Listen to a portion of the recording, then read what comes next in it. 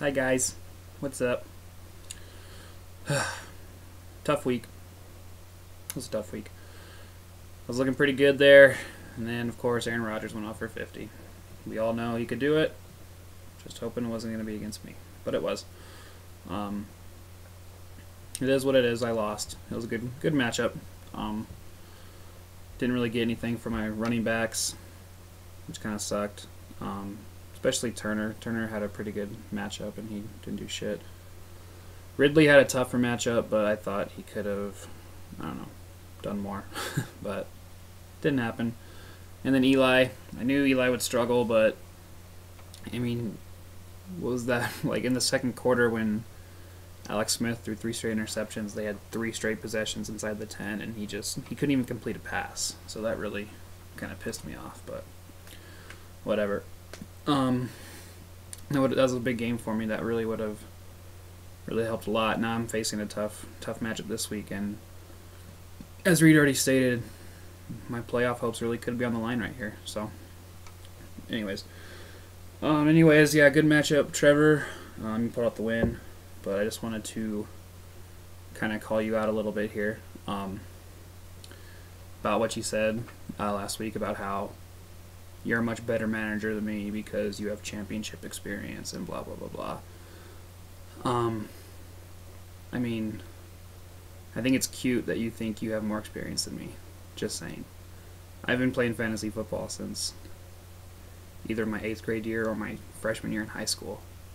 And so that's, 10 years, 11 years of experience with countless championship games, championships, period. I've won plenty. And if it wasn't for me, you wouldn't even know what fantasy football was. I invited you into this league like 4 years ago, I think. And I remember you telling me, I don't know, man. I don't really watch football enough. I don't really know. I don't think I should do it. So you did it, yeah. Next year you won a championship. You got lucky. And now, I mean, we all know you. Your head is just as big as can be. But I think it's cute. So I'm not upset. I just wanted to point that out. And yes, I know I haven't won this league yet, but I have a championship game experience. I was there last year. Do you forget about that? But anyway, just want to knock you off your high horse a bit, Trevor, because I don't really think you deserve to be up on it. So, just saying. Still love you though. Anyways, okay. I really don't know what to talk about this week, really. Yeah, talk about my matchup with Reed, I guess. He's already started off by talking shit, which I like. But I will disagree with he says the projections are bogus. I've got some pretty solid matchups this week. I mean, 2 of my running backs are going against the 2 worst rush defenses in the league. Yes, I know Spiller, loses carries, like he splits carries with Jackson and doesn't get as much as Jackson, but I could see both of them going for over 100 against Tennessee, honestly.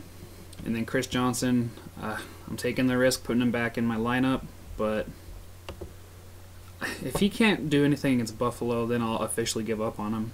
He had a great week against Pittsburgh. He had a great week against Houston, 2 pretty good defenses, so I'm hoping that he can do something against Buffalo. If not, I don't know what to do. So, Brandon Marshall against Detroit, Andre Johnson against a banged-up Baltimore defense, Larry Fitzgerald against Minnesota, Rob Gronkowski against the Jets, who I feel like he always has big games against the Jets, and then Eli Manning going against Washington. I don't know. I feel like I have superb matchups this week, and I'm not saying that Reed doesn't. I think he's got great matchups too. But we'll see. I could see this game honestly being in the 130 range for both of us. But I think I'm going to win just because I think my players have better matchups. So, yeah. And Tom Brady against the Jets. I know the Jets defense kind of sucks this year, but they've always seemed to really play well against Tom Brady. And I know that affects my Rob Gronkowski statement I made earlier, but we will see, I guess. The only one that I'm not really on his is Brandon Gibson. I mean, I don't know. St. Louis receiver, I know Amendola's out, but I don't know. I don't see him doing that well, but that's just me, I guess. So, anyways, yeah. Good luck to you, Reed. Actually, no, don't. No, good luck. Fuck you. Your little sacrifice to the gods isn't gonna help this week. If you wanted to beat me, you actually should have just killed the baby, like with a knife or a living baby, or I don't know, just something more than that. So, yeah. Anyways, I'll win. Move to 3-4, and hopefully begin my run into the playoffs. So, yep, it is what it is. I guess I'll just go ahead and make picks. I'll try and keep it short though, because I know, like Trevor said, and I agree, it's kind of getting old, but okay. Your Breast on Steve on down by the Miller. Your Breast on Steve has 5 players with bye weeks, and they're all solid, like his best players. So I'm taking Von down by the Miller. This should actually be a pretty easy win. So yeah, there you go. No soup for you, Joe Buck yourself. No soup also has a crazy amount of bye weeks this week. He's starting his receivers are Antonio Brown, Andrew Hawkins, Lance Moore. Their upside's good, but I don't see it happening.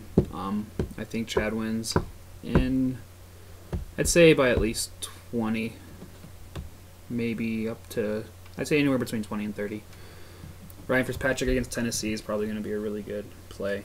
As we all know, Tennessee's defense is just terrible. So there you go, Chad. My morning Doucette, Tebow Steaks. First, I want to start off by saying that I actually kind of feel bad for Sam now. She's just been getting fucked.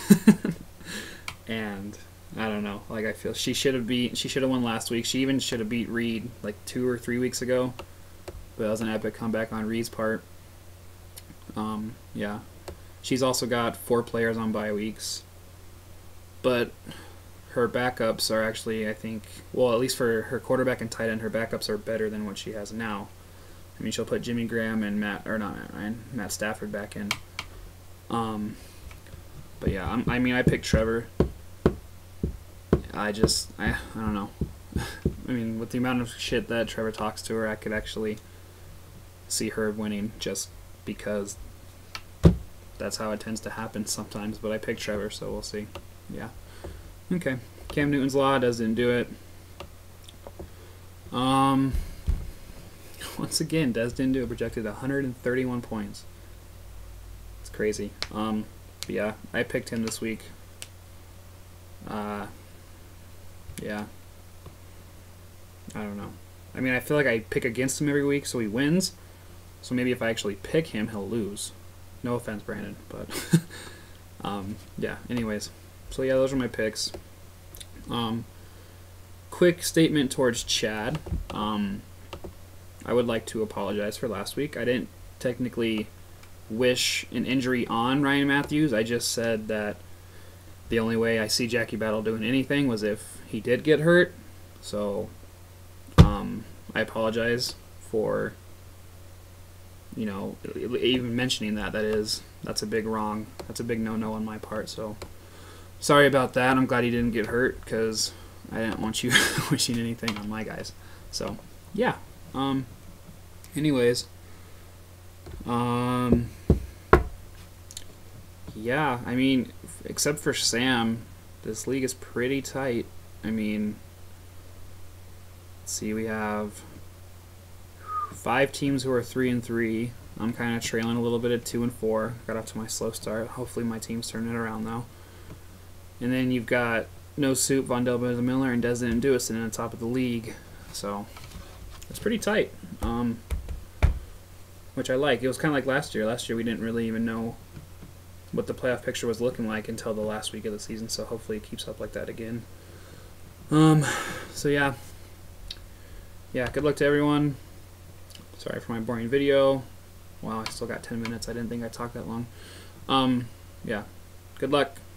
Except for you, Reed. I expect a great battle, but I actually hope your team shits the bed just because I want to win. So, yeah. Goodbye. Good luck. I'm going to wait. I'm going to make this 10 minutes even. So I'm going to... 4, 3, 2, 1.